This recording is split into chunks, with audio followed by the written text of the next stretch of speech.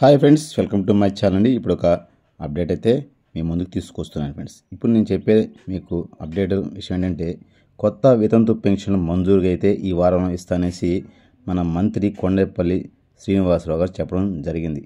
ఆ విషయాలు అంటే అలాగే కొత్త వితంతు పెన్షన్లు మంజూరుకు అలాగే సచివాలయం వారీగా లిస్టు కూడా తయారు చేసామని నేను చెప్తున్నాను. అది ఈ వారంలో కూడా ఇస్తామని వెల్లడించడం జరిగింది. అలాగే కొత్త పెన్షన్లు కొత్తగా ఎవరైతే స్పోసస్ పెన్షన్లు అంటే వితంతు పెన్షన్లు అప్లై చేసుకోవాలో వాళ్ళకు కూడా అవకాశం కల్పిస్తామనేసి ఈ సందర్భంగా ఆయన చెప్పడం జరిగింది. ఆ విషయాలని మనం ఇప్పుడు కొంచెం తెలుసుకుందాం. కొత్త వితంతు పెన్షన్లు ఈ నెల మొదటి వారంలో అందించనున్నట్లు మన సెల్ఫ్ అధికారి మండేపల్లి శ్రీనివాస్ గారు తెలిపారు. డిసెంబరు 1 అంటే 2023 నుంచి అక్టోబర్ 31, 2024 మధ్యలో కాలంలో ఎవరైతే భర్త మరణించి ఉంటారో భర్త పెన్షన్ తీసుకునే భర్త చనిపోతే ఆ భార్యకు పెన్షన్ ఇవ్వడానికి ఎవరైతే అప్లై చేసుకొని అయితే ఉంటారో అంటే గత ప్రభుత్వంలో కూడా అప్లై చేసుకున్న వాళ్ళకు కూడా ఈ ప్రభుత్వం వాళ్ళు లిస్టుని తయారు చేసి ఎవరైతే ఉన్నారో వాళ్ళకైతే ఈ నెల మే నెల మొదటి వారం పెన్షన్ ఇవ్వబోతున్నాం అనేసి మంత్రి వారు చెప్పడం జరిగింది. ఆ విషయాలను మీకు పూర్తిగా నేను అప్డేట్ ఇస్తాను. తెలుసుకునే ముందు మన ఛానల్ ఫస్ట్ టైం చూస్తాను సబ్స్క్రైబ్ చేయండి, లైక్ చేయండి. ఇలాంటి లేటెస్ట్ అప్డేట్స్ కోసం మన ఛానల్ని ముందుగా సబ్స్క్రైబ్ చేసుకోండి ఫ్రెండ్స్. మనం పూర్తిగా ఇలా వెళ్ళిపోతాం ఫ్రెండ్స్. ఇక్కడ మనకి ఉన్న సమాచారం వరకు ఏంటంటే, ఇక్కడ ఎన్టీఆర్ భరోసా పెన్షన్ కోసం ఎవరైతే భర్త పెన్షన్ తీసుకునే వాళ్ళు ఈ భర్త చనిపోతే వెంటనే వితంతు పెన్షన్ పొందేందుకు అవకాశం కల్పిస్తున్నప్పటికీ లబ్ధిదారులు అవసరమైన డేటా స్థానిక సచివాలయంలో అందించకపోవడంతో లబ్ధిదారులకు గుర్తించే ప్రక్రియ కొంచెం ఆలస్యమైందనేసి మండేపల్లి శ్రీనివాస గారు చెప్పడం జరిగిందనమాట. అలాగే ఈ కార్యక్రమంలో వీరందరికీ మే నెల మొదటి వారంలో పింఛన్ అందించడం జరుగుతుందనేసి ఆయన చెప్పారు.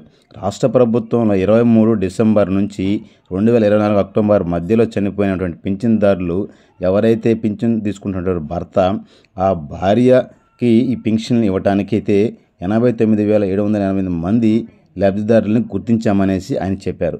వీరందరి పెన్షన్ను పొందుతూ అంటే భర్త పెన్షన్ పొందుతూ మరణించినట్లయితే అలాంటి లబ్ధిదారుని మరణ ధృవీకరణ పత్రం, అలాగే వితంతు స్పోసస్ పెన్షన్దారుల ఆధార్ కార్డు అంటే భర్తది ఆధార్ కార్డు కావాల్సి ఉంటుంది.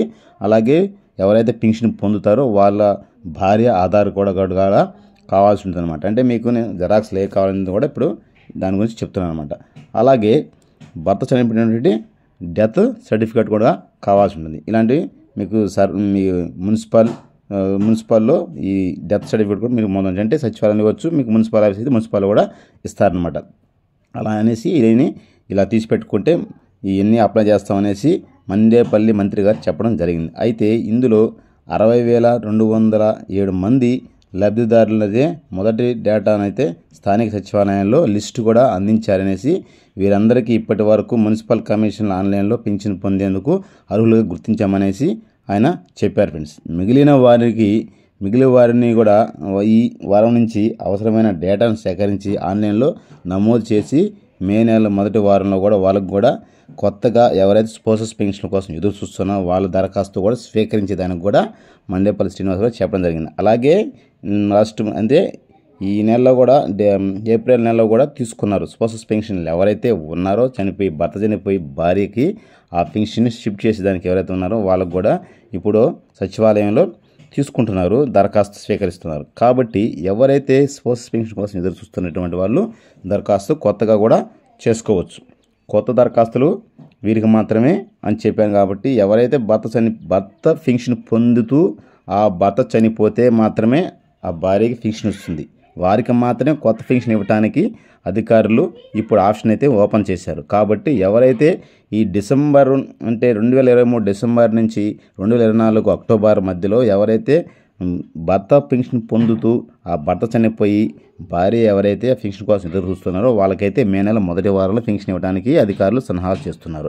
అలాగే ఇప్పుడు ఈ మధ్య తర్వాత నుంచి ఎవరైతే భర్త పెన్షన్ పొందుతూ ఆ భర్త చనిపోయి భార్య ఎదురు చూస్తున్నటువంటి ఈ మధ్య కాలంలో ఉండే భర్త చనిపోయిన వాళ్ళకి స్పోసస్ పెన్షన్ కోసం కూడా అప్లై చేసుకునేదానికి మన ప్రభుత్వం అవకాశం కల్పించింది. వాళ్ళకి జూలైలో కొత్త పెన్షన్లు మంజూరు చేస్తాము. మే నెలలో అప్లికేషన్ తీసుకొని వాళ్ళు విధి విధానాలు వాళ్ళు అర్హులా అనర్హులా అనే విషయాలను పూర్తిగా సేకరించి వాళ్ళు అన్ని లిస్టు తయారు చేసి జూలైలో వాళ్ళకి కొత్త పెన్షన్లు ఇవ్వడానికైతే ప్రభుత్వం సన్నాహాలు చేస్తుంది. ఇది కొత్తగా పెన్షన్లు అప్లై చేసుకునే విధానం. అలాగే ఇప్పుడు దివ్యాంగుల పెన్షన్లు 6,000 పెన్షన్లు కూడా వెరిఫికేషన్ అయితే జరుగుతుంది. వాళ్ళ 6,000 పెన్షన్లు కూడా చాలా వరకు బోగస్ పెన్షన్లు ఉన్నాయనేసి తేలడంతో వాళ్ళ పెన్షన్లు కూడా ఈ సంవత్సరం డిసెంబర్ దాకా వాళ్ళు వెరిఫికేషన్ చేయాలనేసి ఈ వెరిఫికేషన్ డేట్ను కూడా పొడిగించడం జరిగింది. కాబట్టి ఈ 6,000 పెన్షన్లను కూడా ఇస్తున్నారు.